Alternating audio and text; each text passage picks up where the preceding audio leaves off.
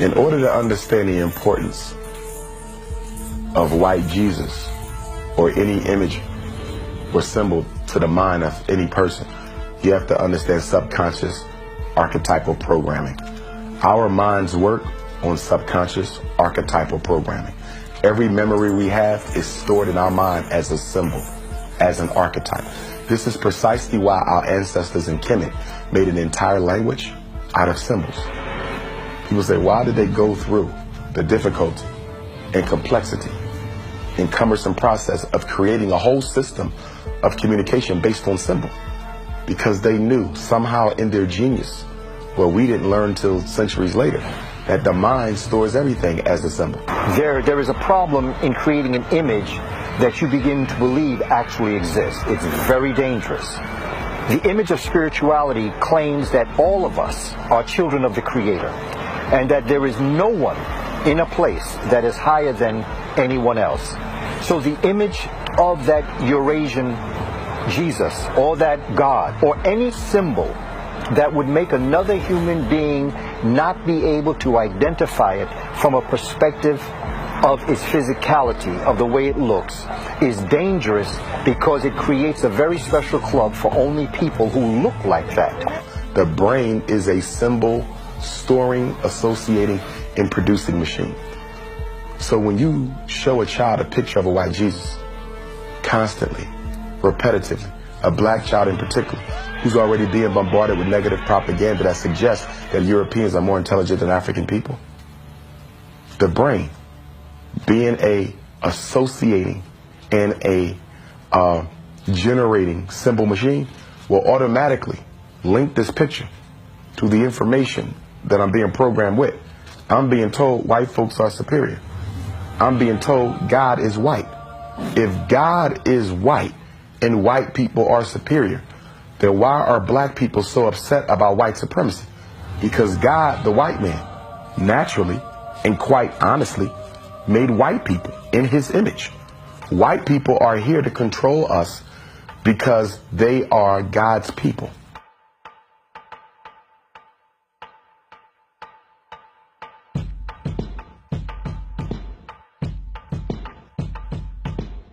And so when you are in an ice age and you are experiencing very harsh climate and weather, your God can only be as great as your perception of the nature around you. And so when you are in a very harsh climate, when you are in a climate that creates the type of background that makes you have to gnash your teeth, makes you envious and makes you jealous, then the image that you have of your Creator, because of the nature that is in your environment, is going to be the Creator that you create for other people. When you wish to dominate them and when you wish to control them, you're going to take that image and you're going to supplant it over what they already have. The Europeans, Dr. Clark said, the Europeans colonized the image of God. What they did was even more than colonize the image of God. They created an image of God by creating God in the Europeans' image. And then through tyranny, murder, mayhem, and genocide, forced the African world to accept this European image of God. And so when you're worshiping God, you're worshiping the European, because the only image you got of God is of the European. So you're worshiping your murderer, you're worshiping your rapist, you're worshiping your robber, you're worshiping your genocide. And in essence, you are, in the name of God, committing suicide, spiritual suicide, cultural suicide. And so the European has been very strategic in how they've done this. But they've done it all at the tip of a sword and the barrel of a gun. They didn't do this through persuasion. They did this through murder, mayhem, and genocide. In this movie, The Son of God, they had all this extra footage from the Bible documentary. And it shows a white God. And they said that they want this movie to be the images that people will see when they close their eyes and imagine God. Now, nobody who is truthful can tell you what God looks like, because nobody has ever seen God. Nobody has ever seen God. And one of the things that I appreciate about Islam is that they don't allow any images of God, because they know no person could see God. But what you have on the part of Europeans is the Europeanization of African spirituality, which they converted into religion. And then they took African personalities and removed their melanin, presented them as Europeans in order to control the image of God that people saw when they prayed. So that's powerful. If that central figure of your faith system does not look like you, and it looks like another person, then if you love God and respect God and honor God, and God is the most important thing in your life, then the people that look like that God are also going to be very important to you, and more important than you are to yourself. So it is not surprising that you would conduct yourself the way in which you would in reality, because why should you not? It would be natural for you not to honor yourself and your people if the God you worship doesn't look like you.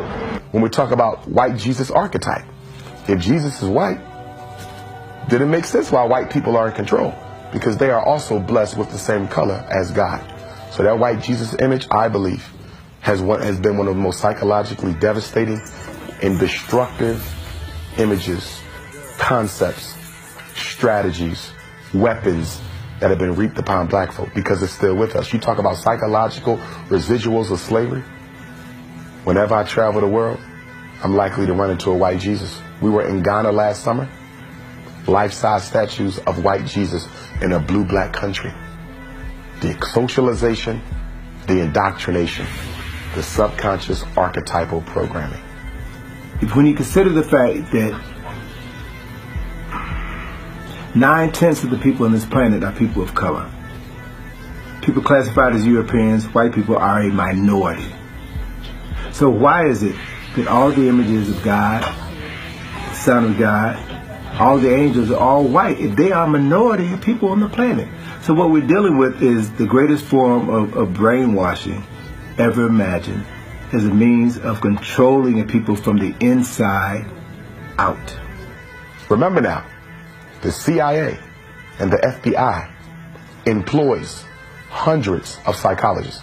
We fail to recognize this, but propaganda is one of the most important institutions of any government. Your ability to control the thinking of the masses is critical to you controlling the masses. You want to control black folk, you have to control black people's thinking. So the CIA, the FBI, the United States government, every corporation employs psychologists to help get past the natural defense mechanisms of the mind and send a message straight to the subconscious. So they're very, very efficient at manipulating people's emotions in order to control their thinking. The church does it. The pastor is a master propagandist. He manipulates your emotions in order to make you more loyal to his church. It's very difficult for people to change their beliefs. That's exactly why it's very important for us to raise our children and socialize them and educate them appropriately with the right beliefs. Because whatever those children believe, by the time they're 12 years old, they're not likely to change it again. If they believe that Jesus was white, they're not likely to change it again, no matter how much information you give them. But African people have to begin to understand that if you return to an African way of understanding and knowing reality, you'll get over the fear of death. Because the fear of death is the only tool the European has to persuade you to accept his reality, which is your non-reality. And his reality, which is your non-reality, is a configuration of information that is transmitted to your mind that determines how you make decisions and how you make judgments and how you make plans for your future. If your judgments and decisions and plans are based on a misorganization of information, a deliberate disconstruction of information, then there's no plan or decisions you can make in your behalf that would be for your benefit.